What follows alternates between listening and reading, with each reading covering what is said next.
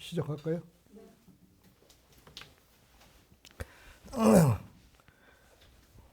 물에다 갖다 놓으신 것 같은데 물. 예, 여기 밑에 있어요. 목마르실까봐 갖다. 예, 감사합니다. 그 제가 목마를 것 같으면 미리 물 마시라고 신호를 보냈어요. 그럼 제가 물을 마시겠습니다. 그 중국 천주교회 역사를 알기 위해서는 무슨 중국 역대 왕조가 어떻게 됐는가 하는 거 간단하게 제가 설명을 좀 하고 넘어가겠습니다.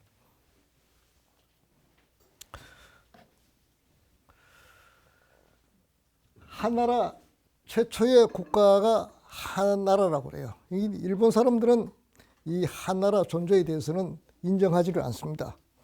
그런데 중국 사람들은 한나라 존재를 있다, 한나라가 있었다고 그럽니다. 그 이전에는 이제 설화, 전설상에 있는 국가들이고, 그 다음에 확실하게 국가가 존재했다는 것은 상나라입니다. 그게 우리 한국 사람은 또 은이라고 그러기도 하고, 그런데 나중에 상이 그 은허라는 곳에 옮겨가서 나라를 그쪽으로 옮기기 때문에 은이라고 그러는데, 여기에서 각골 문자가 출토가 됩니다. 그래서 이게 국가가 확실히 번창하고 존재했다 하는 것이 발견이 되고, 그 이후에 주나라가 나옵니다. 주는 이제 우리 한국 사람들에게도 많이 알려져 있죠. 그게 서주와 동주 이렇게 나오는데, 그 서주 시대 때 이제 봉건 제도가 확립이 돼서 동주로 넘어가면서 이게 춘추 시대, 전국 시대가 전개됩니다. 그 춘추 전국 시대라는 것이 동주 시대를 춘추 전국 시대라고 하고요. 그 다음에 진시황에 의해서 나라가 최초로 통일이 됩니다. 그것이 진나라입니다.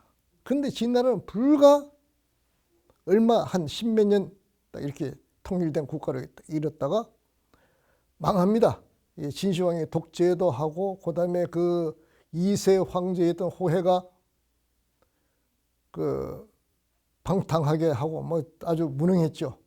그렇게 해서 진나라가 망하고, 그 다음에 이때 진나라가 망하면서 양대 세력이 등장하죠. 그것이 이제 초나라, 한나라인데, 우리가 귀에 잘 익었던 초의 항우, 그 다음에 한의 유방.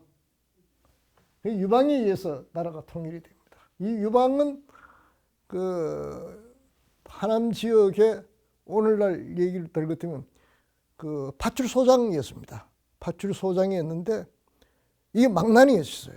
망난인데 대신 사람을 이렇게 끌어들인 이게 친화력이 굉장히 강해가지고 사람을 잘 끌어들이고, 그 다음에 그 사람을 적재적소에 설 수 있는 그런 그 능력을 소유했기 때문에 나라를 통일할 수가 있었죠. 그리고 그 최초에 통일된 나라가 한나라인데, 이것도 두 개 부문으로 나뉘어집니다.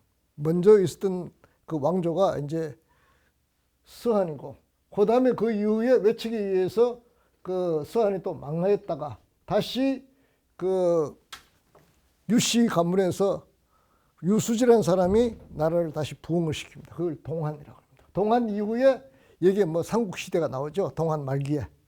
그 삼국시대라는 것이 뭐냐면 우리가 잘 알고 있던 관우, 유비, 관우, 장비, 그 도원결의를 비롯해가지고 조조, 제갈량 뭐 나왔던 그런 그 아주 그 전쟁이 일어나고 파르나마 같은 세월들이 그 한 몇십 년 동안 계속되는데, 그것이 이제 삼국시대를 거쳐서 진에 의해서 통일이 되고, 다시 이것이 그 북방 세력에 해서 내려옵니다.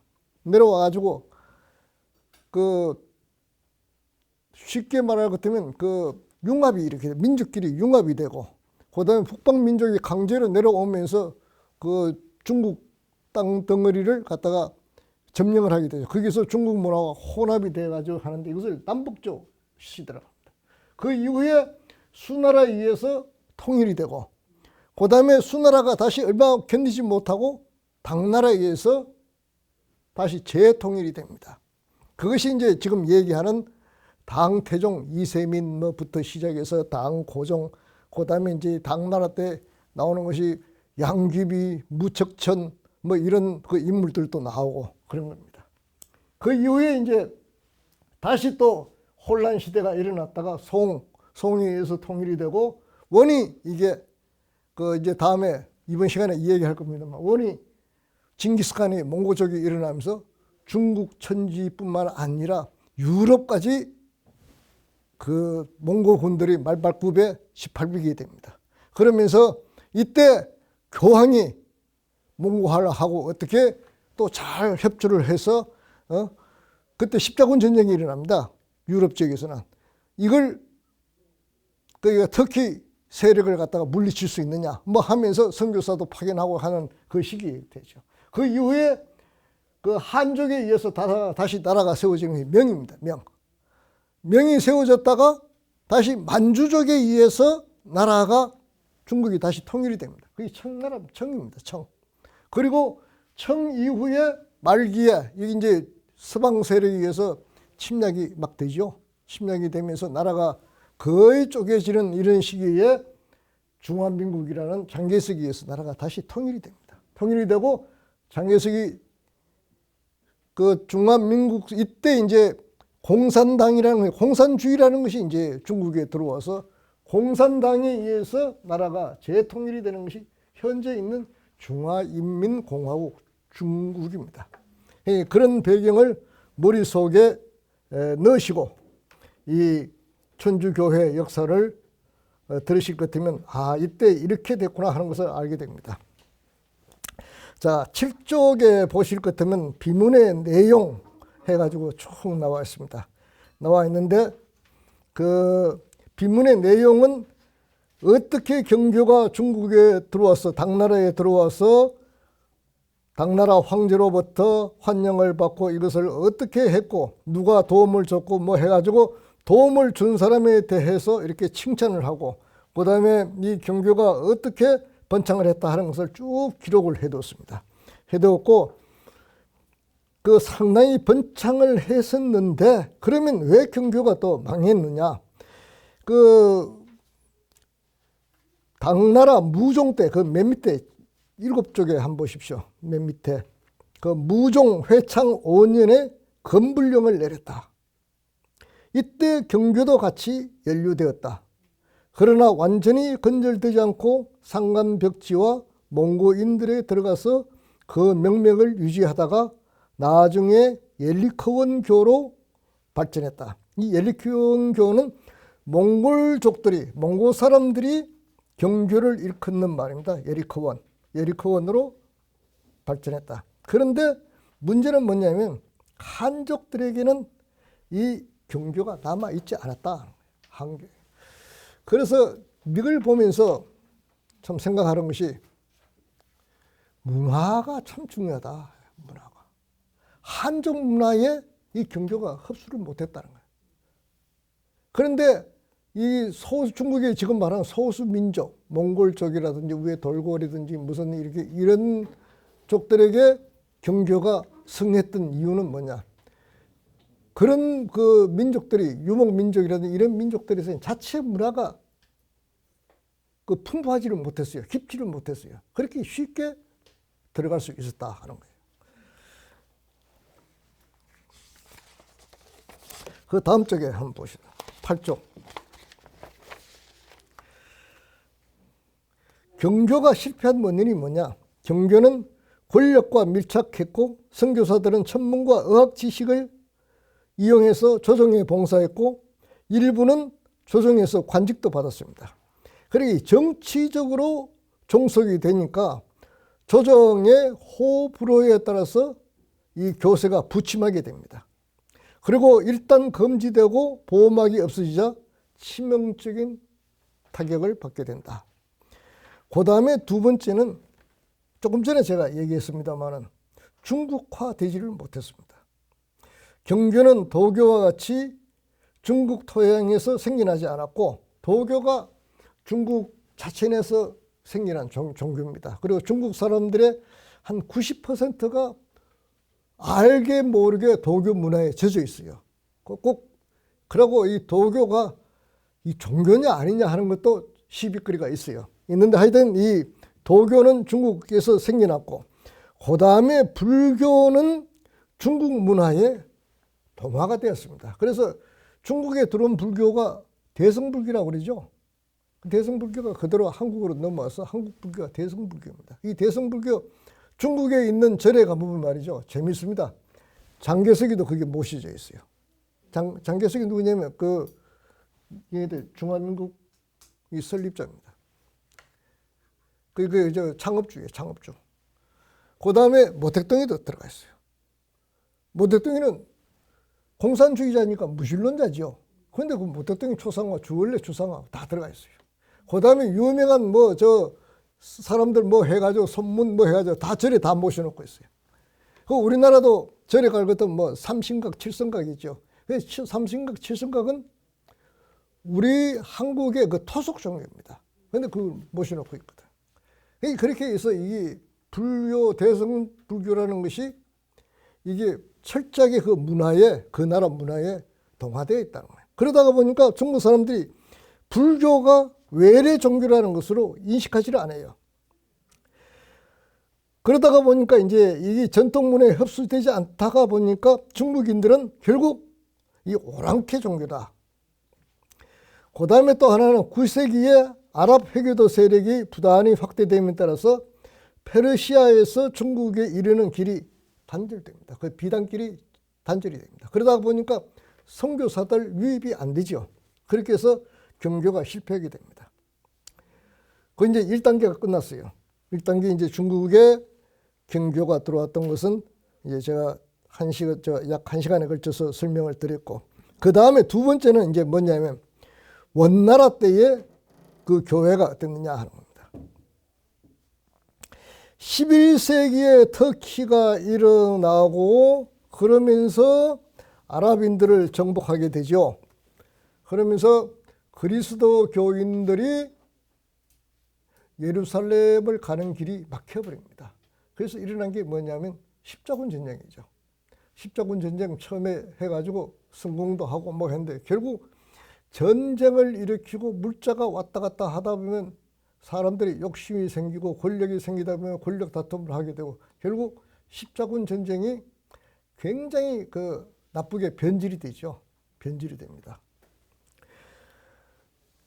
그리고 이때 당시에 자성으로 일어나는 것이 이제 도미니크 회와 프란치스코 회 등 이 수도회들이 일어나서 우리가 평화적인 방법으로 복음을 전파하자 이렇게 이제 각성하게 되죠. 그리고 이때 당시에 바로 동아시아 지역에서 징기스칸이 일어나서 몽고족의 나라를 세웁니다. 그리고 그 징기스칸의 아들 때에 가가지고 쿠빌라이가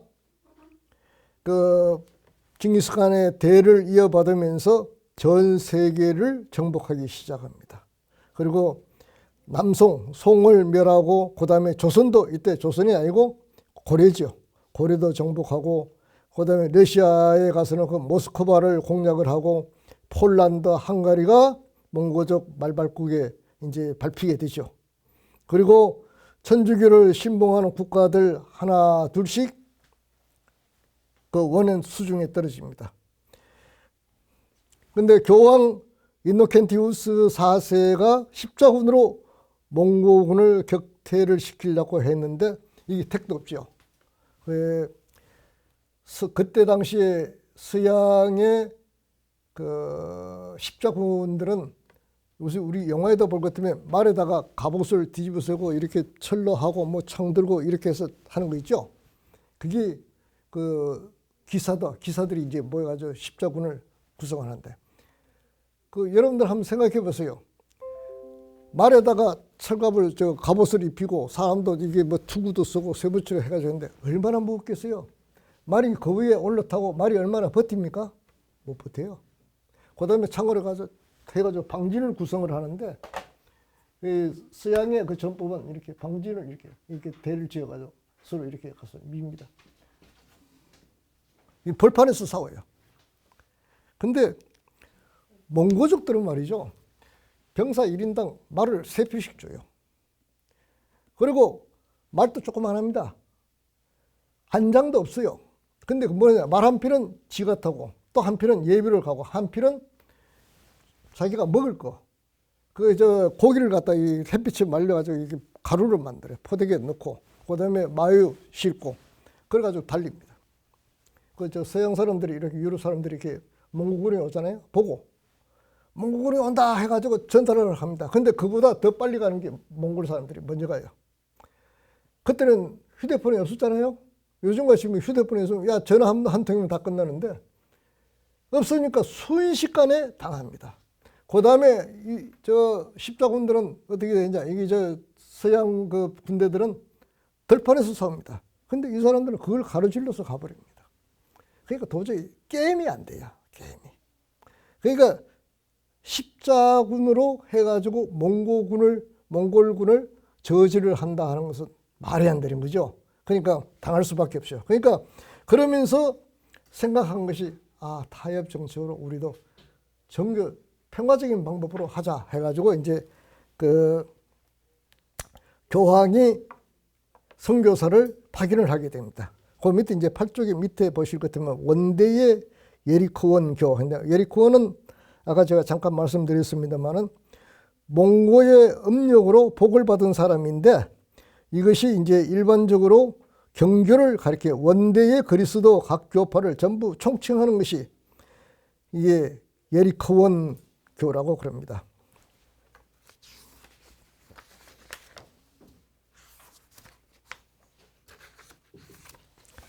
다음 9쪽.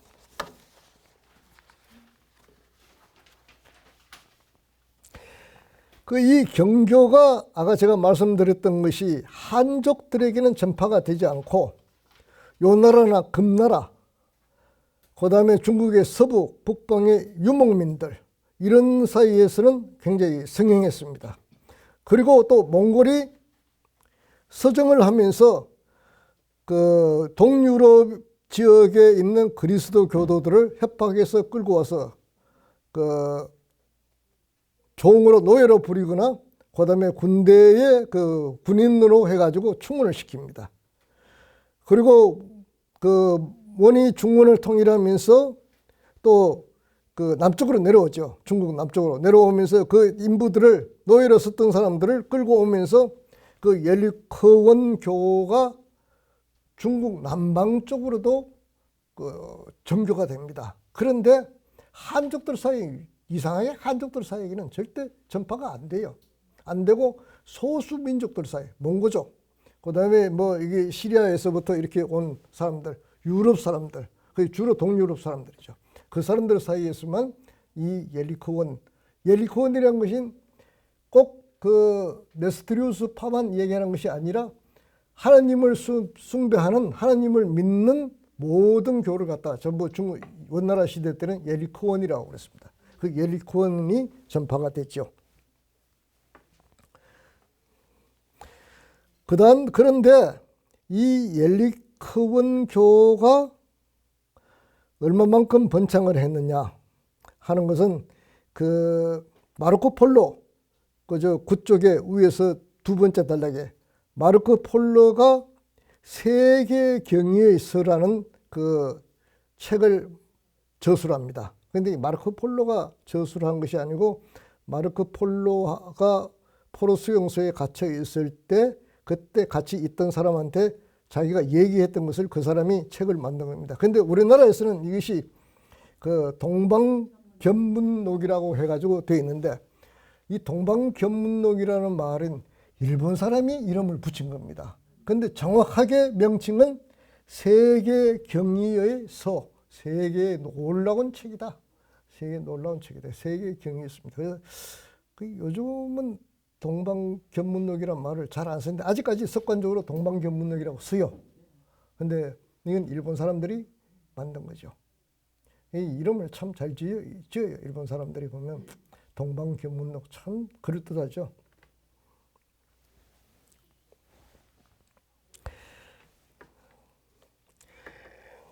예리코원 교회의 발전과 세락입니다. 그 원나라 때에 그 문학가로 유명한 마조상 조세영이라는 사람도 그 경교를 신봉했다 이렇게 나오고 이 기록에 나와 있습니다. 그 다음에 원세제 때 대도, 근데 대도가 요즘 말하면 그 베이징입니다. 대도의 경교도 사우마, 그 다음에 마르코스 두 사람이 예루살렘으로 그 성지 순례를 갑니다. 그러다가 도중에 동방교회 대총관인 마테나를 만나. 마르코스는 거란고 왕고 경성의 대덕에 임명되고 사오마는 1287년 교황 니콜라스 4세를 칭견했다 하는 이런 기록이 나와 있고, 두 사람 모두 네스트리우스파에서 그 로마 그 종교로 해가지고 이렇게 개종을 했다 하는 기록이 나와 있습니다. 그 다음에 또 하나는 13세기에 그 십자군과 그 몽고 군대가 중앙아시아에서 맞닥뜨립니다. 그런데 이제 이 십자군의 적은 뭡니까? 터키죠.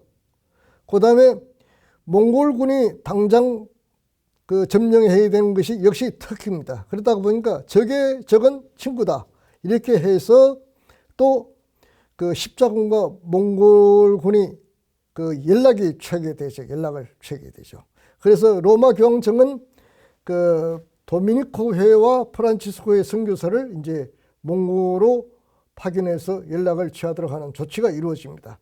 그 첫 번째 사절이 교황 이노센티우스 4세가 파견한 카르핀이 있고, 두 번째 사절이 프랑스 국왕 루이 9세가 파견한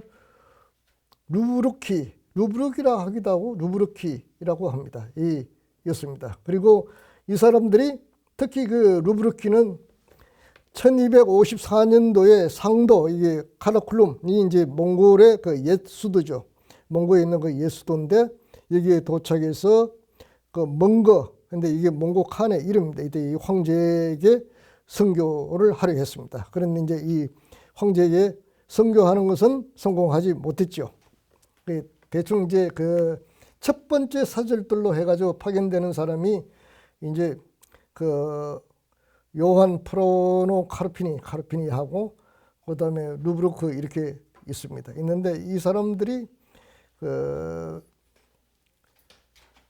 이 선교사들이 교황의 그 선교사라고 또 교황의 사들이라고는 볼 수가 없죠. 볼 수는 없습니다. 특히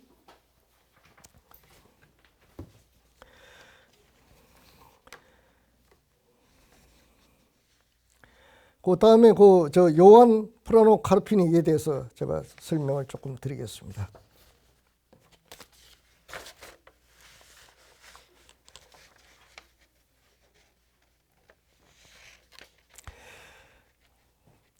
그 교황 이노켄티우스 4세가 원조정의 사절로 파견한 사람이 이제 카르피니 프란치스코 선교사인데, 그 원태종 17년, 그러니까 1245년에 몽고 대군이 이제 유럽으로 진군할 때 교황 이노켄티우스 4세가 프랑스 리앙에서 전 유럽 주교를 소집해서 대공의회를 엽니다.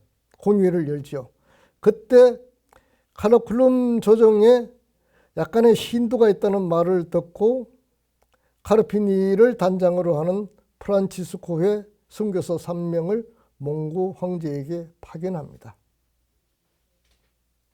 근데 그때 당시는 그 중앙아시아를 거쳐가지고 비단길을 통해서 실크로드를 통해가지고 사람들을 보내기 때문에 시간도 걸리고 중간에 가다가 사람들이 죽기도 하고, 그 다음에 도적대 습격을 받아가지고 사람이 상하기도 하고, 그 다음에 한 곳에 들어가면 병들고 지친 몸을 또 이렇게 휴양도 하고 해야 되기 때문에 몇 개월씩 쉬기도 하고, 그렇게 가다 보면 사람들이 낙타도 타고 말도 타고 어떤 데 걸어도 가기도 하고, 뭐 추위에 죽을 것 같으면 그 겨울을 지나고 가기도 하고 해서 몇 년에 걸려서 가게 됩니다.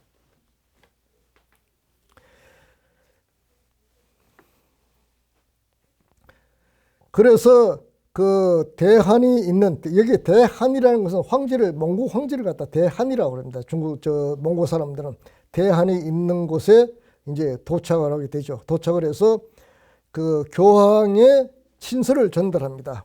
그 친서의 내용이 어떠냐면 그 중간 위에 줄로 한번 보십시오.